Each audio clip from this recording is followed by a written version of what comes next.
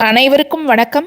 நான் தமிழரசி பாலமுருகன். இன்றைய தினம் 20/12/2024 மார்கழி மாதத்தோட முதல் வெள்ளிக்கிழமையோடு சேர்ந்து வரக்கூடிய தேய்பிரை ஷஷ்டி, அதாவது மகாலட்சுமி தாயாரையும் முருகக் கடவுளையும் ஒன்று சேர வழிபட வேண்டிய மிக மிக முக்கியமான ஒரு நாள். நம்ம வாழ்க்கையில் இருக்கக்கூடிய கஷ்டங்கள் அனைத்தையும் தீர்க்கக்கூடிய மிக அருமையான ஒரு நாள் இன்று. முருகனுக்கு உரிய நாள், அதிலும் தேய்பிரை ஷஷ்டி அப்படிங்கிறதால இதை நம்முடைய மிக முக்கியமான பிரச்சனைகளான கடன் பிரச்சனை, இடம் சம்பந்தமான வீடு சம்பந்தமான பிரச்சனை, நோய் பிரச்சனை, வழக்கு தீராத வழக்குகளை நம்ம கஷ்டப்படுறோம். அந்த மாதிரியான பிரச்சனைகளுக்கு இன்றைய தினம் இந்த வழிபாடை நீங்கள் தாராளமாக செய்யலாம். உங்கள் அனைவருக்குமே தெரியும், நம்ம சேனலில் சொல்லக்கூடிய பதிவுகள் எல்லாவற்றிலுமே ரொம்ப எளிமையானதாக தான் இருக்கும். அது மட்டும் இல்லாமல் வீட்டில் இருக்கக்கூடிய பொருள்களை வைத்தே நம்ம சில வழிபாடுகளை செய்யும் பொழுது அதன் மூலமாக நிச்சயமாக நல்ல பலன் அப்படிங்கிறது கிடைக்கும். நிறைய பேருக்கு தினம்தோறுமே கிடைச்சிட்ருக்குது. இன்றைக்கி கூட நான் போஸ்ட்டில் கம்யூனிட்டி போஸ்ட்டில் இந்த வெற்றிலை தீபம் ஏற்றி அவங்க வாழ்க்கையில் நடந்த சில நல்ல விஷயங்களை ஒரு சகோதரி பகிர்ந்துருக்கிறாங்க. அதையும் நான் ஷேர் பண்ணியிருக்கிறேன். செக் பண்ணாதவங்க நம்ம போஸ்ட்டை போய் செக் பண்ணி பாருங்கள்.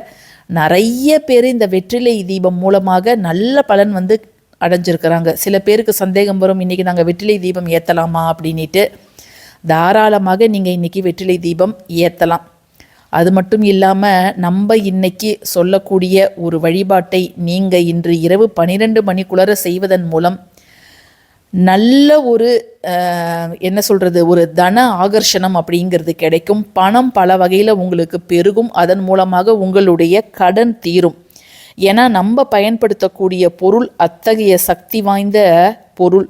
ஒரு பொருள் மகாலட்சுமி தாயாருக்கு உரியது, மற்றொரு பொருள் முருகக் கடவுளுக்கு உரியது. இதை ரெண்டுத்தையும் நம்ம சேர்த்து வைக்கும் பொழுது 2 பேரோட அருளால் நம்மளுடைய துன்பங்கள் எல்லாம் தீருங்க.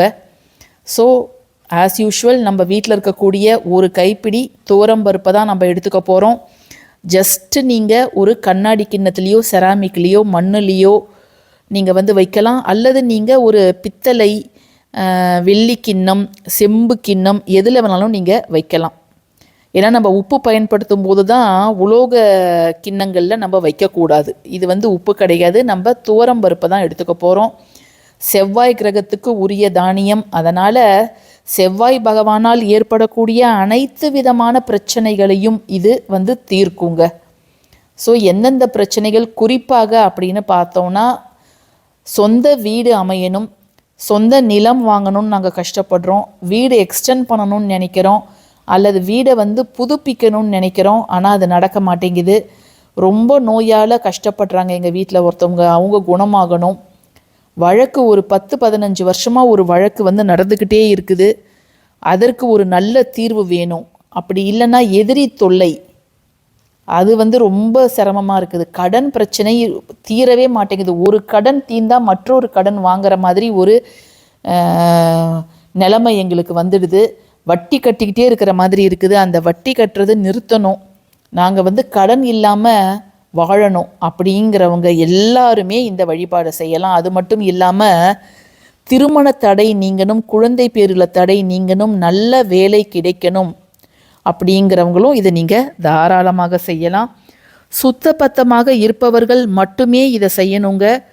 தீட்டு காலங்களில் இருப்பவர்கள் அல்லது மாதவிடாய் தீட்டுக்காரங்களோ அல்லது அசைவம் சாப்பிட்ட நம்ம இதை செய்யலாமா அப்படின்னு கேட்குறவங்க நிச்சயமாக செய்யக்கூடாது. மாதவிடாய் காலத்தில் இருக்கிறவங்க 5 நாள் முடிந்ததுக்கப்புறம் நீங்கள் குளிச்சுட்டு இதை செய்வது அப்படிங்கிறது நல்லது. அப்படி இல்லைன்னா செய்யாதீங்க. வீட்டில் இருக்கக்கூடிய ஆண்கள் யாராவது இதை தாராளமாக செய்யலாங்க.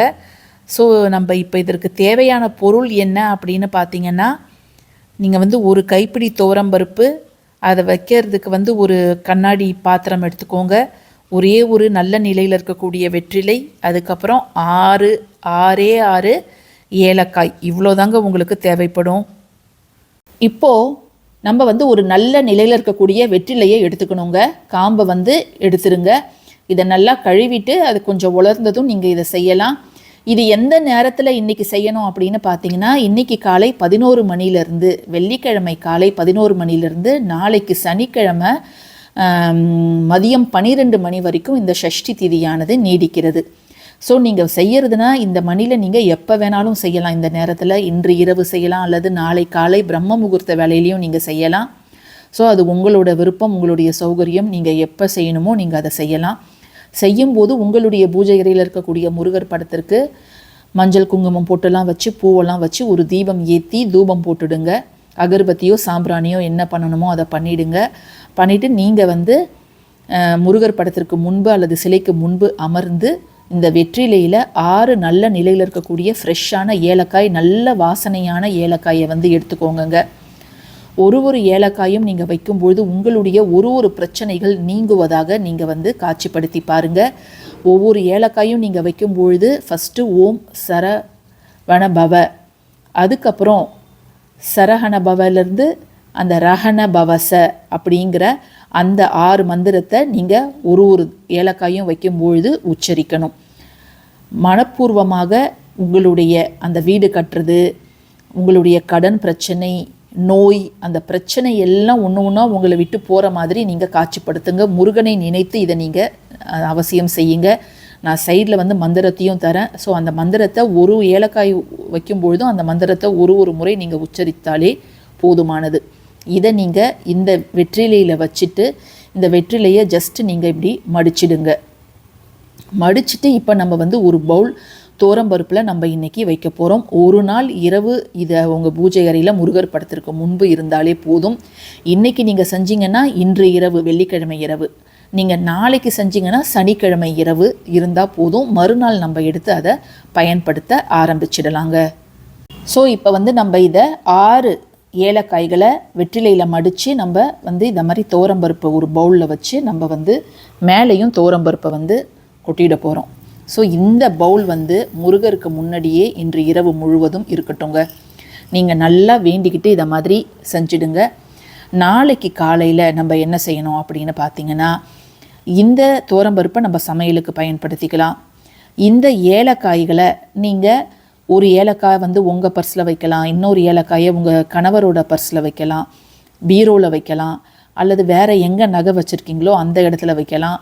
இல்லை எனக்கு அவ்வளோ இடம் இல்லை அப்படின்னா நீங்கள் சமையலுக்கே இதை நீங்கள் பயன்படுத்திக்கலாம். ஸ்வீட் செய்கிறதுக்கு அதுக்கு நீங்கள் ஏலக்காயை பயன்படுத்திக்கலாம். வெற்றிலையை கால்படாத இடத்துல போட்டுடலாம். ஸோ இவ்வளோதாங்க நம்ம செய்ய வேண்டியது. அந்தந்த திதிக்குரிய அந்தந்த தானியங்களை, அந்தந்த கடவுளுக்கு உரிய பொருளை நம்ம அந்த தினத்தில் பயன்படுத்தும் பொழுது நம்முடைய வேண்டுதல்கள் நிச்சயமாக எல்லாத்தோட பலன்களும் கொஞ்சம் கொஞ்சமாக சேர்ந்து நல்ல ஒரு பலனை நமக்கு கட்டாயம் தருங்க.